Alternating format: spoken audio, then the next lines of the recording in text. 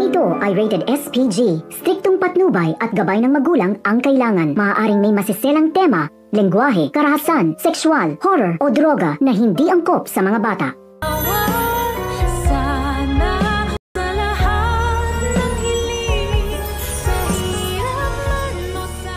Isang mapagpalang araw sa inyong lahat. Doc Ray, may matutuklasan kayang lihim na matagal nang itinatago nila Moira.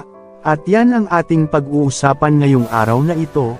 Bago natin umpisahan ito mga kabayan ay paki-like muna natin ang video na ito.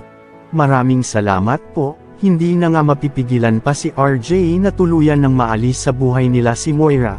Kaya naman mamadaliin nito ang pagpapawalang bisa ng kasal nila ni Moira. At inaayos na nga nito ang annulment nila ni Moira. Nasa likod naman nito ay hindi makakapayag ang mag-ina na mawala sa buhay nila si RJ. Nang makita nga ni Zoe ang annulment papers, ay natakot nga ito na mawala na ng tuluyan sa kanila ang daddy niya. At hindi na mangyayari pa na mabuo muli ang pamilya nila. Kaya naman nang tinawagan nito si Moira, na nasabi nga ni Moira na hindi niya papayagan na mawala sa buhay nila si RJ.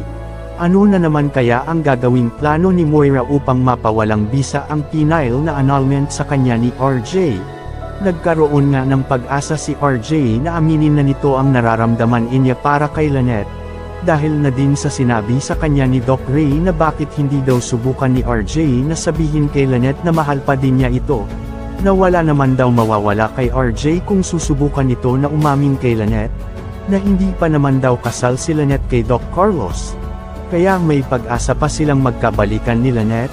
Nang magkaharap-harap nga ang apat, nasabi nga dito ni Doc Carlos kila Doc Katie at Doc Denise kasama si Lynette.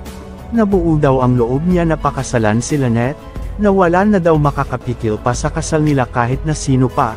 Na habang naglalakad nga si Annalyn ay makikita nito na nag-uusap ang apat. Kaya naman napahinto sa paglalakad si Annalyn at nakatingin kila Doc Carlos. Na nakatingin naman si Doc Carlos kay Annalyn. Hindi pa nga matatapos dito ang alitan ng dalawa. Hanggang nakadikit si Lynette kay Doc Carlos ay hindi magiging masaya si Annalyn dahil masama ang pagiging pakitungo ni Doc Carlos dito. Na sa hindi naman inaasahan ay may malaking matutuklasan si Doc Ray. Na makikita nga ito na ikagigimbal nito sa kanyang makikita na isang malaking sekreto nila Zoe at Moira.